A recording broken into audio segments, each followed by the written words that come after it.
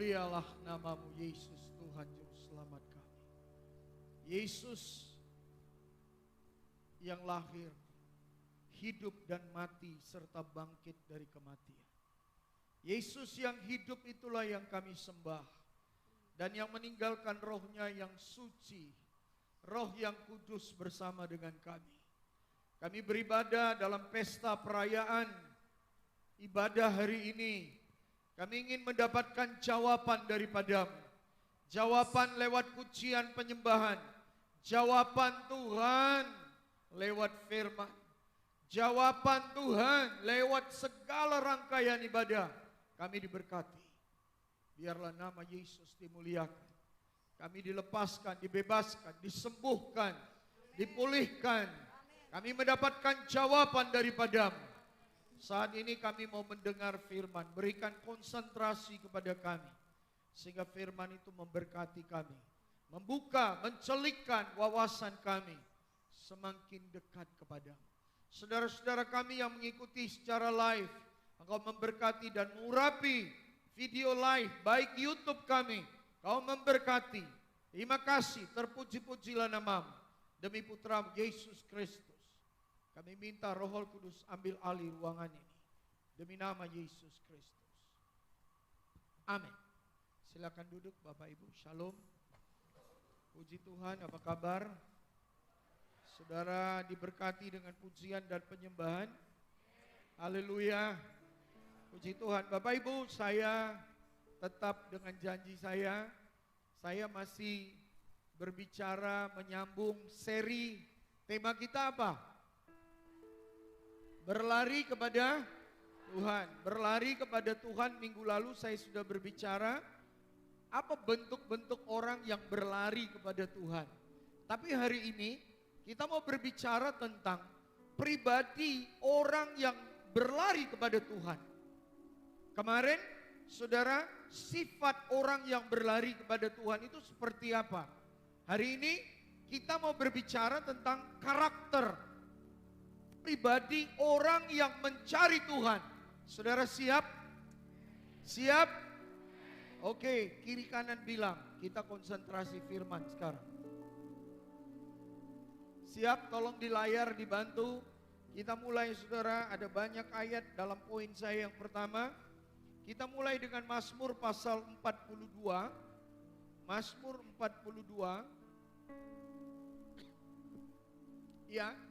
Ayat yang kedua, Mazmur 42 ayat yang kedua. Tolong Anda ambil ini firman semua, ini penting. Ini adalah karakter daripada seorang yang memburu Tuhan, yang berlari kepada Tuhan. Bapak Ibu siap baca?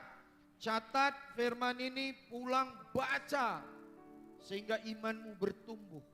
Baca dengan bersuara. Imanmu akan bertumbuh. Amin saudara. Ini pribadi orang yang lari sama Tuhan. Sama-sama. 3, 3, ya.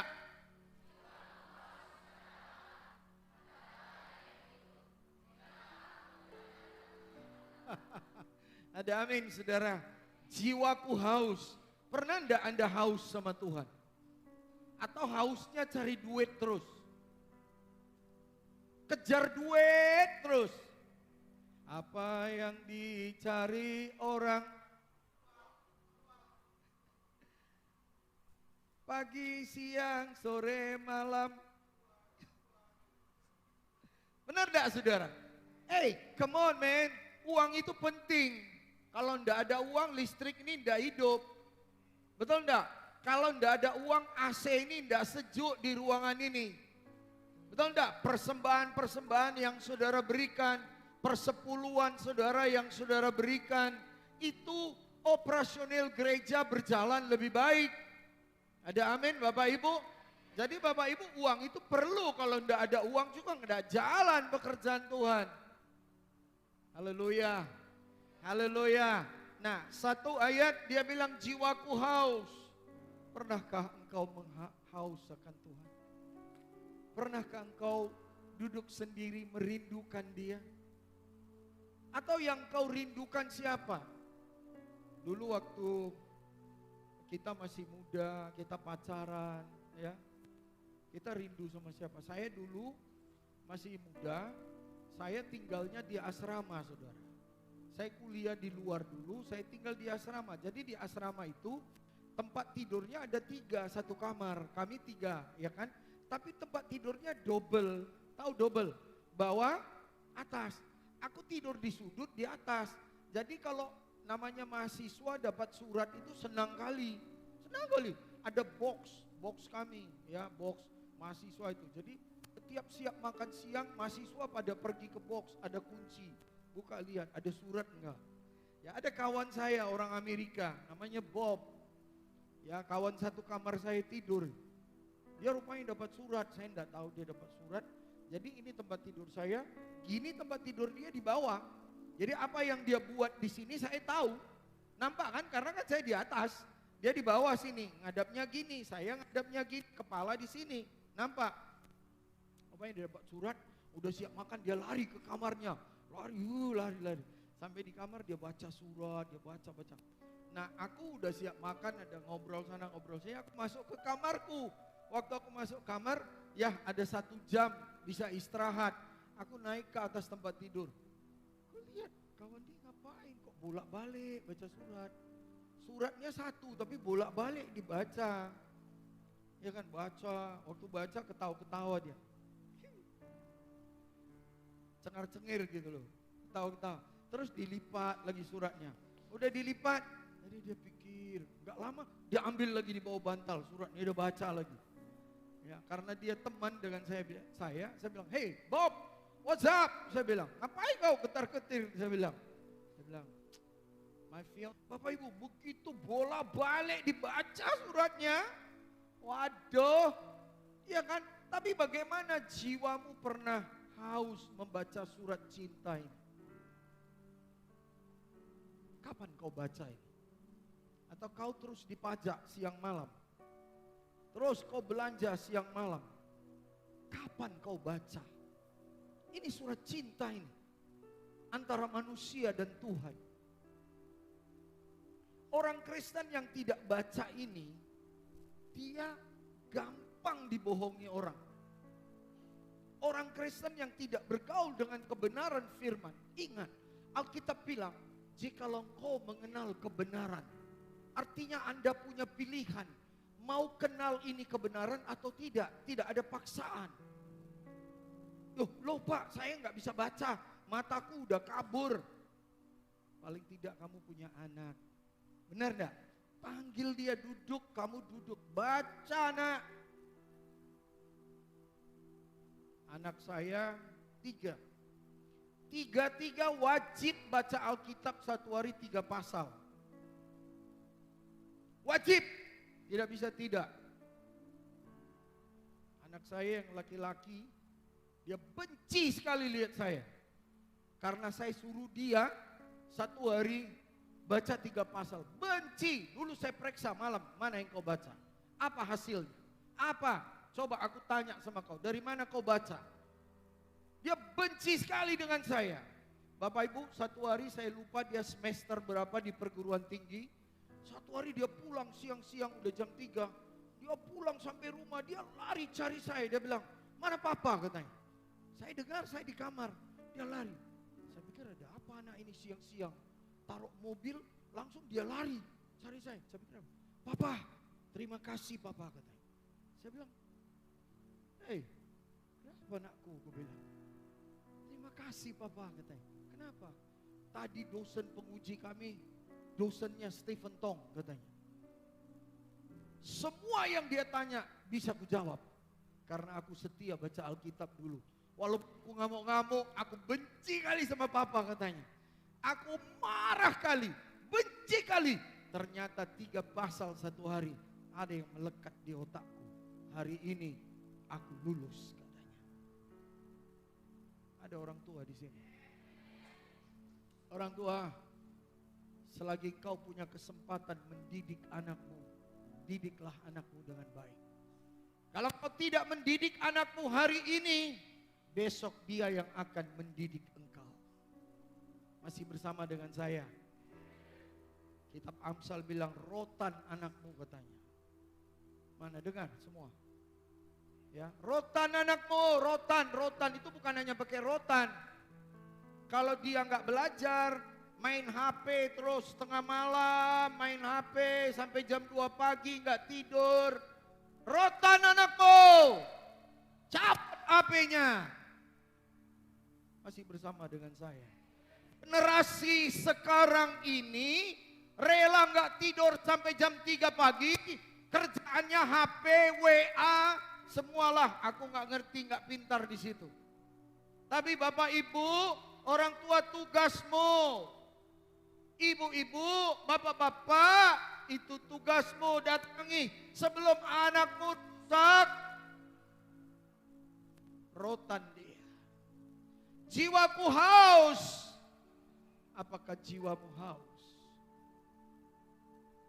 Mendidik anak adalah bahagian daripada jiwamu haus kepada Tuhan. Melakukan kebenaran. Titah-titah kebenaran itu. Di Indonesia tidak ada orang yang mati karena tidak makan. Tidak ada itu. Tapi Bapak Ibu, kenapa hanya melahirkan anak kemudian dia besar. Dimanapun dia besar. Anda tidak kasih makan pun dia besar. Tapi sebagai orang tua merupakan kewajiban kita. Seperti Daud, dia bilang jiwaku haus. Apanya yang haus? Cita-citamu, kebenaran firman-Mu. Apa yang mau kau ajarkan kepada anak cucumu? Kalau kau tidak pernah baca Alkitab ini, kalau sudah kelewatan, panggillah kamu baca. Paling tidak dua kebahagiaan yang mendengarkan firman. Seperti anak, dia baca seperti baca buku, tapi paling tidak ada ilmu yang dia baca. Ada yang melekat di pikiran dia. Saudara bersama dengan saya. Saudara siap baca beberapa ayat pagi ini. Mari kita baca kembali di kitab Mazmur. Mazmur 63 ayat 1. Ada beberapa ayat. Ada satu ayat yang menarik perhatian saya. Saya membutuhkan waktu lagi untuk belajar ayat ini. Ya, karena 3 ayat 1. Nanti ada beberapa ayat lagi. Bapak Ibu, mari kita sama-sama baca. 3, ya. Ketika ia ada di pada gunung Yehuda, aku mencari engkau, jiwaku haus kepadamu, tubuhku rindu kepadamu. Seperti tanah yang kering dan tandus tiada air. Di mana itu menurut saudara? Tadi jiwaku haus, ini orangnya sama loh. Ini orangnya sama. Dia bilang, saudara, ya Allah, Engkaulah Allahku.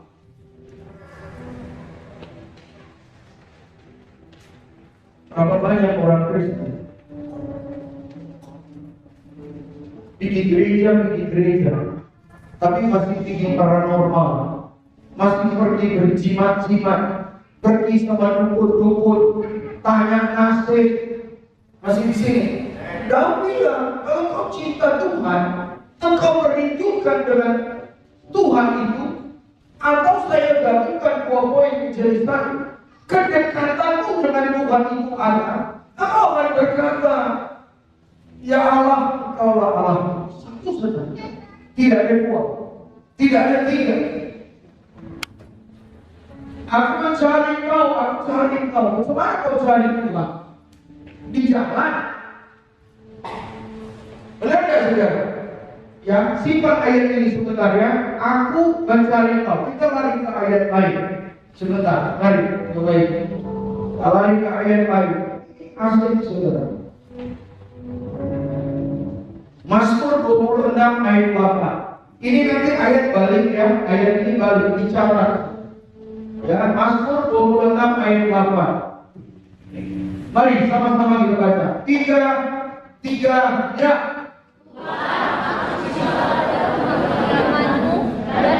Stop. Aku yakin Tuhan bisa membaca lebih baik dari itu. Amin. Pasti bisa lebih baik. Ayo, baca. Tiga, ya. Tuhan.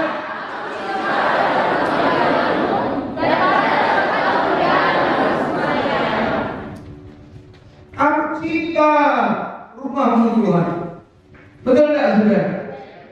Jadi nanti balik ke ayat yang tadi. Balikkan. Aku cinta padamu, rumahmu, dan aku cinta kemuliaan. Di sini ada dua poin. Ya, nanti saya balik. Dia bilang, ya Allah kalau Allah. Berarti cuma satu. Benar? Jangan Anda menciptakan ilah yang baru. Apa ilah yang baru? Banyak orang, uang jadi nomor satu, Tuhan jadi nomor dua. Ya, jadi uangnya jadi nomor satu, Tuhan jadi nomor dua. Dia tidak sadari uang itu adalah anugerah pemberian Tuhan. Masih bersama dengan saya? Uang itu adalah kepercayaan. Harta kekayaan adalah sebuah kepercayaan. Bagaimana kau mengambil hati Tuhan untuk mendapatkan kepercayaan dari Tuhan? Haleluya. Ada baru-baru ini saya bilang, kalau orang kaya itu hanya karena kerja keras dia kaya. Saya bilang, kalau kerja keras bikin kau jadi kaya, tukang bangunan tak kerja keras. Gak ada orang sini. Betul. Tukang bangunan lagi kerja keras tukang bos. Atau warung kopi 24 jam kopi Aceh. Dia tahu. 24 jam buka warung kopi. Kerja keras. Tapi gak kaya-kaya. Kekayaan adalah jiwaku haus akan Engkau Tuhan, rumahmu dan kemuliaan. Daud berkata, hanya Engkaulah Tuhan. Ketika dia ada di padang gurun, Engkaulah Allahku. Aku mencari Engkau. Artinya saudara, ada upaya untuk mau mengenal Tuhan. Balik tadi ayat kemuliaan tadi, Tuhan cinta pada rumah. Nomor satu rumah Tuhan. Nomor dua, di rumah Tuhan kediamanmu, pada tempat kemuliaanmu kau bersemayam. Ini Bapak Ibu perjanjian lama, mereka percaya dengan tabut perjanjian. Orang Yahudi itu percaya dengan apa saudara? Namanya tabernakel. Di ruangan maha suci, ya saya lompat langsung ruangan suci, halaman ruangan suci, ruangan maha suci. Ini peraturan di orang Yahudi ketika Musa membawa bangsa Israel keluar. Nah, Bapak Ibu tahu di ruangan suci dan maha suci itu peralatannya berbeda-beda. Di ruangan maha suci hanya ada tabut Tuhan. Beda dengan di ruangan suci. Di ruangan suci ada meja roti, ada kaki dia, ada amin saudara, ada yang lain-lain. Tapi di ruangan maha suci, only you and God, hanya Kau dan Tuhan, tidak ada yang lain. Disitulah Zakaria berjumpa dengan malaikat Tuhan. untuk memberikan nama kepada putranya yang bernama Yohanes, yang kemudian kita kenal dia adalah sebagai Yohanes Pembaptis. Amin, saudara. Ya, di ruang suci bukan hanya ada mesbah roti, ada kaki dian, ada juga mesbah ukuman, dupa. Tapi ketika Anda sudah masuk ke dalam ruangan Maha Kudus, di sana tidak ada apa-apa, hanya ada tamu perjanjian. Aku cinta tempat kemuliaan, di mana kemuliaan Tuhan hadir. Bapak Ibu, di situ mereka menemukan jawaban. Mereka mendapatkan segala sesuatu yang mereka butuhkan. Tetapi dasarnya apa? Adalah hatimu, jiwamu haus akan Tuhan. Apa buktinya kau haus akan Tuhan? Aku merindukan rumahmu, aku cinta rumahmu. Kalau kau cinta dengan rumah Tuhan, aku cinta dengan pekerjaan Tuhan, aku cinta melakukan apa yang diperintahkan oleh kebenaran ini. Tidak pernah kapok melakukan pekerjaan. Dunia ada dianggap kehancuran, dunia ada dianggap segala macam kejadian. Tapi kalau kau berpegang seperti Daud berkata, firman-Mu adalah pelita bagi kakiku dan terang di dalam jalan-jalan hidupku. Kalau firman ini menjadi panglima, menjadi patron kehidupanmu, Bapak Ibu, Alkitab menjamin dan berkata bahwa keberuntungan dan keberhasilan selalu ada di depan pintu rumahmu.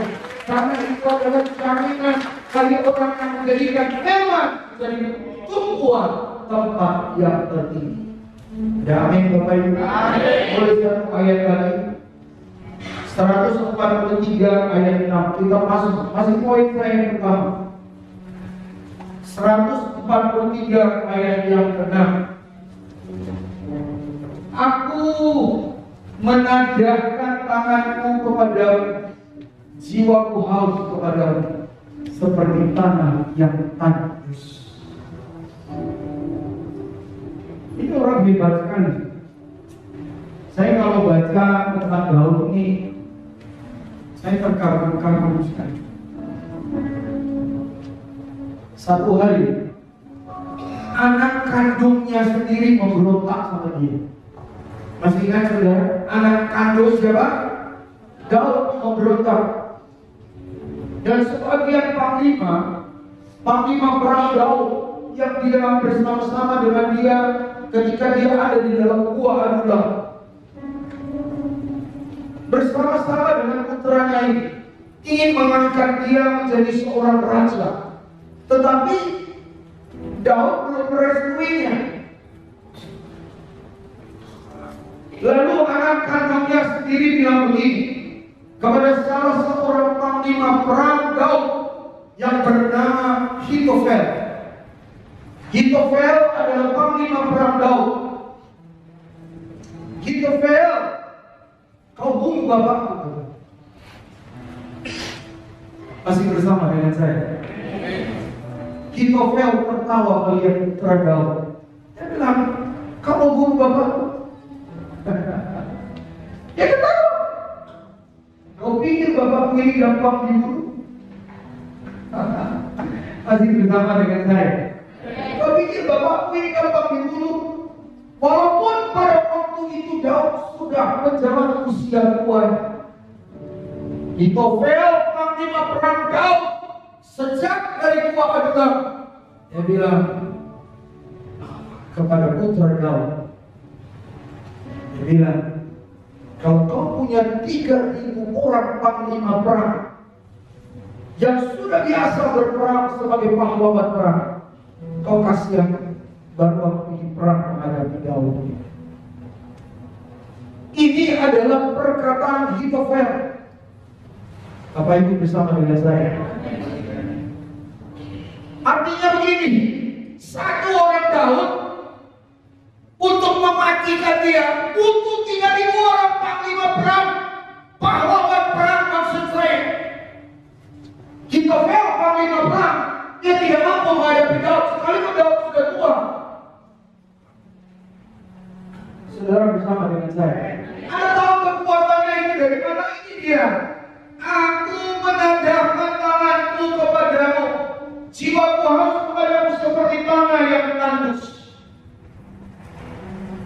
Daud ini, saya lari sedikit ya, selalu berkeinginan ingin membangun bait Allah. Mesti kan Bapak Ibu? Kalau saudara bacanya dalam kitab Tawarik, dia selalu mulai dari 1 Samuel 2 Samuel, kita temukan dia selalu berkeinginan membangun bait Allah. Tapi Tuhan bilang tidak, karena tanganku sudah berdarah. Masih di sini. Membangun bait Allah itu tidak semua orang dapat anugerah. Ada bersama dengan saya. Tuhan bilang tidak, saudara. Jangan kau dengar apa kata orang. Kalau orang itu ke neraka, besok kau juga sampai. Tuhan bilang, Daud, tanganmu berdarah, tapi aku berkeinginan Tuhan. Gimana ini? Daud punya pengaruh, Daud punya kekuasaan, Daud punya kekayaan, Daud punya nama besar. Tapi Tuhan bilang, enggak kau. Bukan karena kau punya uang banyak kau bangun rumah Tuhan. Tidak semua orang dapat kesempatan. Bukan karena kau jago melayani sana orang sini, sana sini. Tidak kawan. Itu semua adalah anugerah Tuhan. Karena Tuhan masih percaya padamu. Berlakulah setia dan taat kepada Tuhan. Berlakulah dengan kerendahan hati.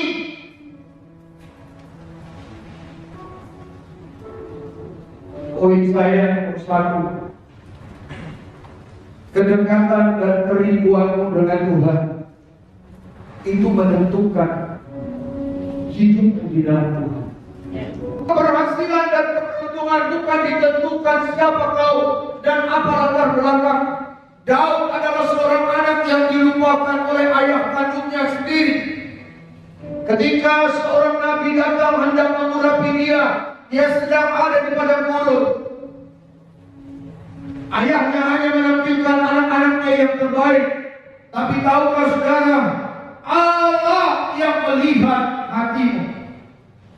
Dia memilih kamu. Manusia boleh melupakan kau, manusia boleh mengkhianati kau. Jangan takut kalau kau dikhianati. Yesus pun dikhianati. Masih bersama dengan saya. Yesus dikhianati oleh siapa? Yudas, kawan. Yang paling sakit, tahu gak saudara? Setelah Tuhan Yesus mati, Yesus bangkit, mereka semua kemana? Jadi nama yang paling. Kan karena rata-rata pelaut, betul gak saudara? Mereka pikir Yesus itu gak bangun lagi. Tidur selama-lamanya. Sayonara. Kenapa? Motivasinya gak benar ikut Tuhan. Mereka berharap Yesus jadi raja Israel. Nanti 12 murid menjadi menteri-menteri. Betul gak? Motivasi melayani Tuhan itu harus jelas. Baik susah, baik sedang, baik sakit, baik apa. Setialah sampai hari. Haleluya. Boleh kita nyanyi dan menyanyi. Ada dong, pegang. Dari mana? Hidup ini adalah kesempatan. Boleh nyanyi? Boleh kita nyanyi. Mari nyanyikan pujian ini dengan hati. Haleluya. Boleh Bapak berdiri. Pak Alex sudah berdiri. Ayo, mari.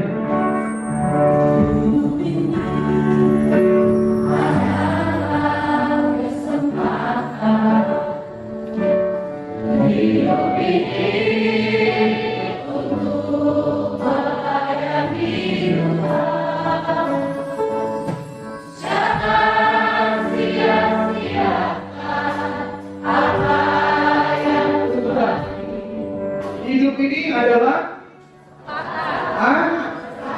orang dunia bilang kesempatan itu tidak selalu ada. Tapi jangan main-mainkan kesempatan. Kalau sudah kesempatan emas di tanganmu, jangan kau salah gunakan. Kau punya hubungan baik dengan orang-orang terhormat yang bisa bikin jalan hidupmu semakin dipakai Tuhan.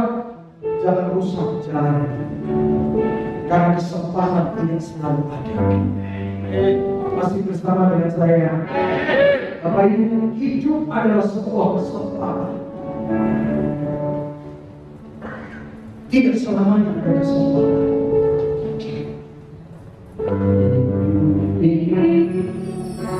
Adalah kesempatan hidup ini untuk melayani Tuhan. Jangan sia-siakan apa yang Tuhan beri. Hidup ini harus jadi berkah. Oh Tuhan, pakailah hidupku seperti Kamu kasih Tuhan. Bila saatnya nanti ku tak berdaya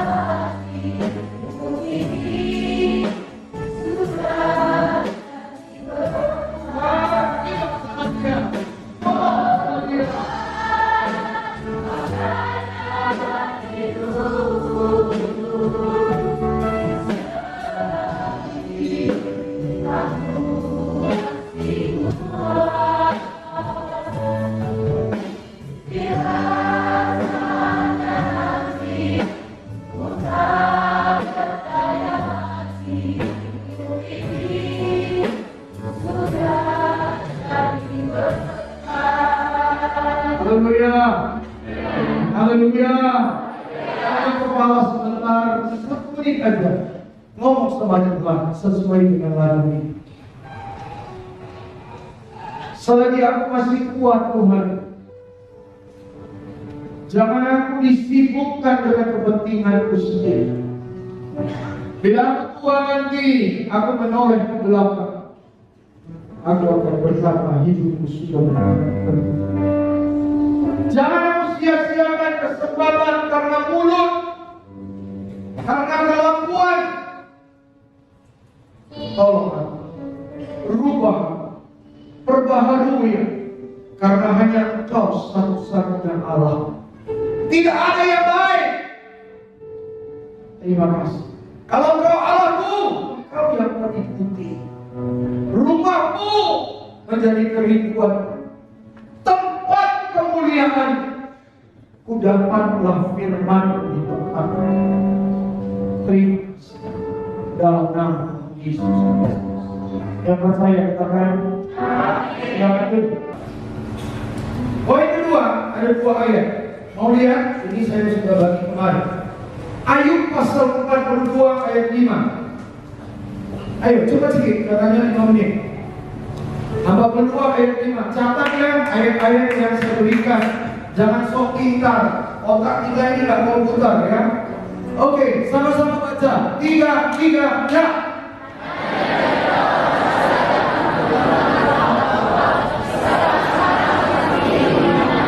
Hanya dari kata orang saja kata Ayub, ku dengar siapa Kau Tuhan. Tadi hari ini, waktu kapan hari ini? Waktu hartanya semua habis, waktu anaknya semua mati.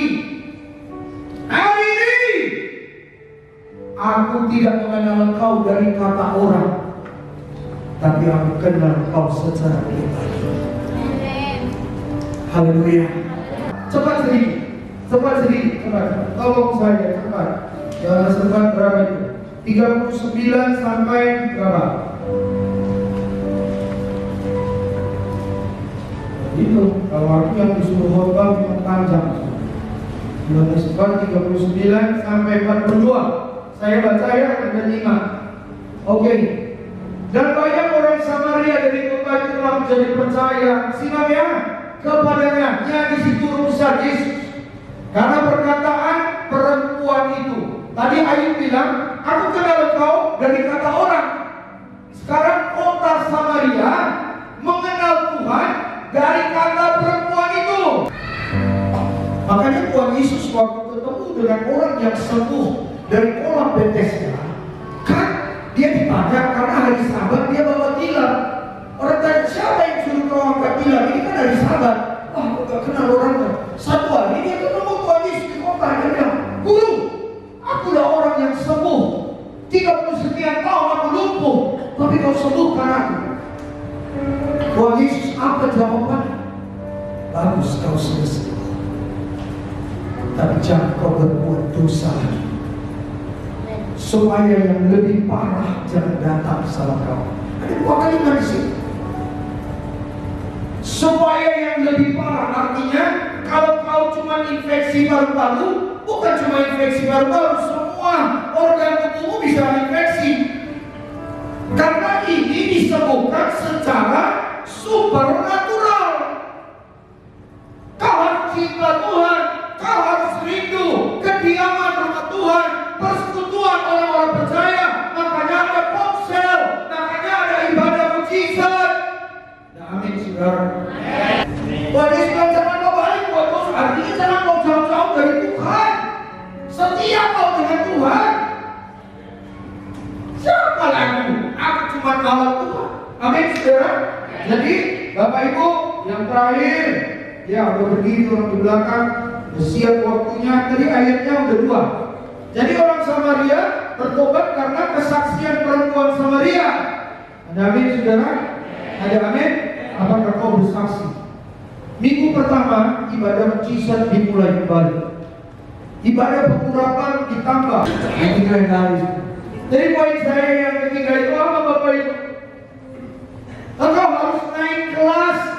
Jangan lagi imanmu dari apa kata orang, itu namanya TK. Bisa digoyang-goyang, gak ada pulang. Ya kan? Ayo bilang bukan dari kata orang lagi, aku kenal Tuhan sekarang. Perempuan Samaria ini, orang Samaria bilang, dulu karena kesaksianmu, tapi sekarang, itu terus kita baca ya, ayatnya saya habiskan. Tolong. Banyak orang Samaria dari kota telah menjadi percaya kepada karena perkataan perempuan itu. Karena perkataan perempuan itu yang bersaksi, garis bawahi, ia mengatakan kepadaku segala sesuatu yang telah memperbuat. Terus, ketika orang-orang Samaria itu sampai kepada Yesus, datang kepada Yesus, mereka meminta kepada supaya ia tinggal pada mereka. Ia pun tinggal di situ 2 hari lamanya, 41. Dan lebih banyak lagi orang yang menjadi percaya karena perkataannya, 42. Mereka berkata kepada perempuan itu, sama-sama,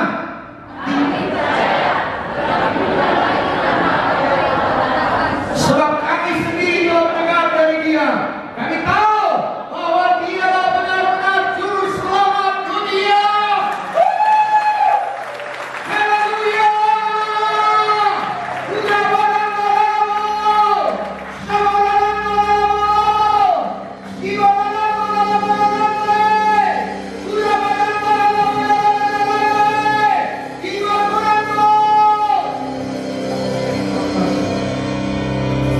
Dari mata orang, tapi kami telah mengenal. Doa bagi semua yang mengikuti secara live dan di tempat, biarlah mereka tidak karena kata orang lagi, tapi mereka mengenal Tuhan Yesus. Yesus satu-satunya. Peteraikan hamba selesai. Lanjutkan kerjaan Roh Kudus. Berkati Tuhan. Semua orang yang mendengarkan pemberitaan ini, mereka mengenal Kau berbentuk, gerakan dan berbuat. Demi putra Yesus Kristus. Yang percaya sama-sama katakan, Amin. Percaya janji